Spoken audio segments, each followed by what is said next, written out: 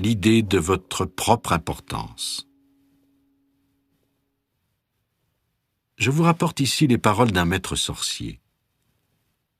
L'homme n'a pas plus de grand ennemi que l'idée de sa propre importance. Le fait d'être offensé par les actions et les méfaits de ses semblables l'affaiblit. En étant suffisant, nous nous condamnons à être continuellement offensés par quelqu'un ou quelque chose. Cette idée est le principal obstacle à votre réussite, car il n'est que trop facile ici de se dissocier de l'intention. Bien sûr, il est essentiel que vous ayez une bonne image de vous-même et l'impression que vous êtes unique. Toutefois, cela pose problème lorsque vous vous trompez sur ce que vous êtes vraiment en vous identifiant à votre corps, à vos succès et à votre profession. Vous vous mettez alors à considérer les gens qui ont accompli moins de choses que vous comme des êtres inférieurs, et le sentiment de votre propre supériorité fait en sorte que vous êtes constamment offensé par quelqu'un ou quelque chose. Cette erreur d'identification est à la source de la plupart de vos problèmes, comme elle est à la source de la plupart des problèmes de l'humanité.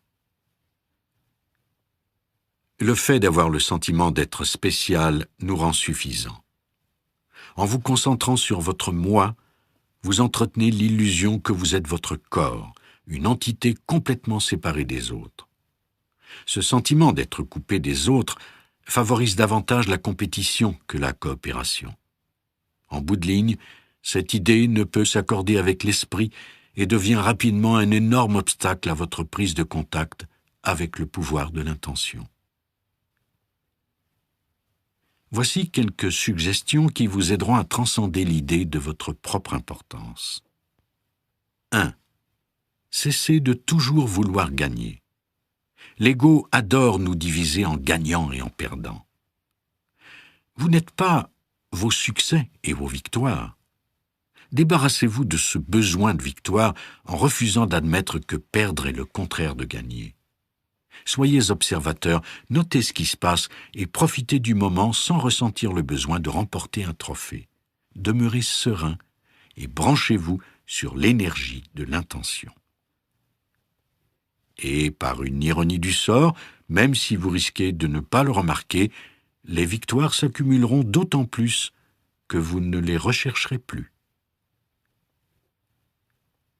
2. Cessez de toujours vouloir avoir raison. En vous libérant du besoin d'avoir toujours raison lorsque vous discutez avec des amis ou votre conjoint, vous dites à votre ego « Je ne suis plus ton esclave. Je veux me montrer bon et je rejette ce besoin d'avoir toujours raison.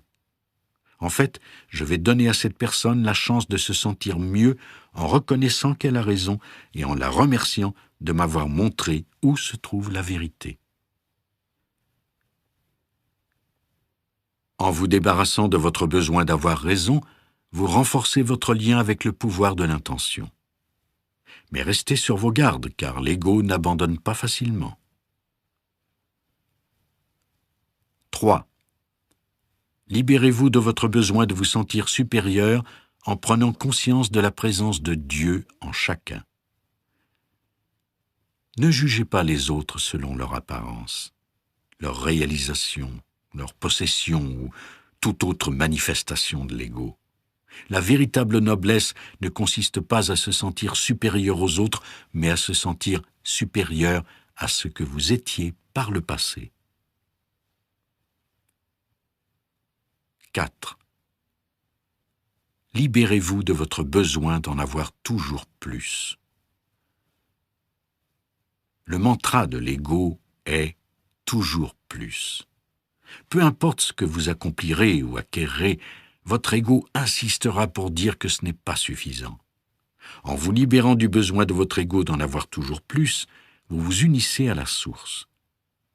Et, n'étant plus l'esclave de ce besoin, il vous sera beaucoup plus facile d'en faire profiter les autres, car vous aurez alors pris conscience que vous n'avez pas besoin de grand-chose pour être satisfait et en paix avec vous-même. 5. Cessez de vous identifier à vos accomplissements. Dieu est l'auteur de toutes les musiques, de toutes les chansons, de tous les immeubles. Dieu est la source de tous vos accomplissements. Montrez-vous reconnaissant pour les dons qui vous ont été accordés, pour la motivation qui vous permet de réussir ce que vous entreprenez et pour tout ce que vous avez accumulé au fil des ans. Mais prenez conscience que tout le mérite revient au pouvoir de l'intention, ce pouvoir qui vous a donné la vie et dont vous êtes la matérialisation. 6. Libérez-vous de votre réputation. Votre réputation ne réside pas en vous, elle réside dans l'esprit des gens qui vous entourent. Vous n'avez par conséquent aucun contrôle sur celle-ci. Se connecter à l'intention signifie écouter votre cœur et vous comporter sur la foi de ce que votre voix intérieure vous révèle quant à la raison de votre présence ici-bas. Faites ce que votre voix intérieure vous dit de faire, car cette voix est toujours en contact avec votre source et lui est toujours reconnaissante. Gardez le cap, ne vous préoccupez pas des résultats et prenez la responsabilité de ce qui réside en vous, votre caractère. Laissez les autres débattre de votre réputation, cela ne vous regarde pas.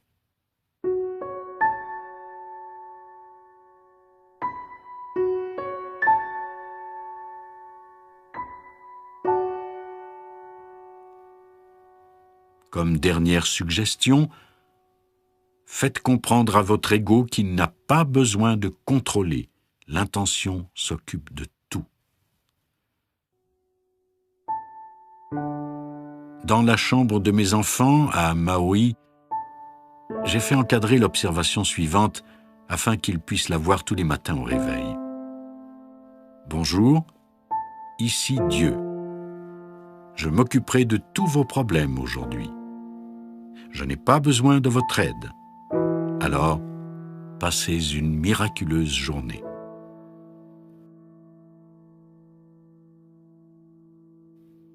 Même s'ils s'en amusent et me taquinent à son sujet, ils ont saisi l'essentiel du message et nous le rappellent chaque fois qu'un membre de la famille, moi y compris, est contrarié. Transcrivez ce message et placez-le à un endroit stratégique où vous le verrez tous les matins. Après l'avoir lu, saisissez la poignée du tramway et laissez-vous guider par le pouvoir de l'intention.